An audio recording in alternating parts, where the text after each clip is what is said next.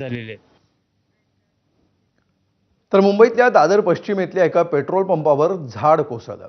रानडे रोडमध्ये रस्त्याच्या कडेला असलेलं झाड भारत पेट्रोल पंपावर कोसळलं. या घटनेमध्ये कोणालाही दुखापत झालेली नाही. गोखले रोडवरील असलेल्या एका पेट्रोल पंपावर जे ते झाड कोसळल्याची घटना घडलेली आहे आणि आता त्या झाडाला काढण्याचं काम जे ते या ठिकाणी सुरू आहे. आपण जर पाहिलं तर या ठिकाणी हे संपूर्ण झाडाच्या फांद्या आणि खोड कापून जे ते त्याला काढण्याचं काम जे ते सुरू आहे. त्याच्यामुळे मोठं असं वित्तहानी जी ती पेट्रोल पंपाची झालेली आपल्याला पाहायला मिळते. संपूर्ण पेट्रोल पंप आता जो आहे तो बंद करण्यात आलेला आहे.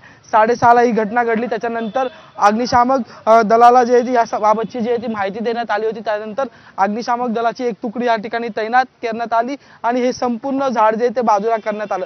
विशेष बाब म्हणजे की सुदैवाने या संपूर्ण घटनेत कोणतीही जीवित हानी जी ती झालेली नाही, पण मोठ्या प्रमाणात या संपूर्ण पेट्रोल पंपचं जे ते नुकसान झालेलं आपल्याला पाहायला मिळते. ही संपूर्ण ताजी दृश्य जे ते आपण आता बघू शकतो. खरं तर संपूर्ण झाडाचा जे तो अगदी मुळापासून हे झाड जे ते थेट पेट्रोल पंपाच्या दिशेने झुकलं. जर हे झाड समोरच्या दिशेने झुकलं असतं तर हा महत्त्वाचा दादर पश्चिमेकडील शिवसेना भवन ते सिद्धिविनायकला जाणारा रस्ता आणि त्या ठिकाणी जी आहे ती कदाचित मोठी दुर्घटना होऊ शकली असती, पण ती सुदैवाने वाचली. हे झाड कुजलं होतं का किंवा मग हे पडलं कसं याची संपूर्ण माहिती जी आहे ती महापालिका देईल आणि त्याच्यानंतर पुढचं नेमकं याचं कारण काय होतं हे ते समोर येईल.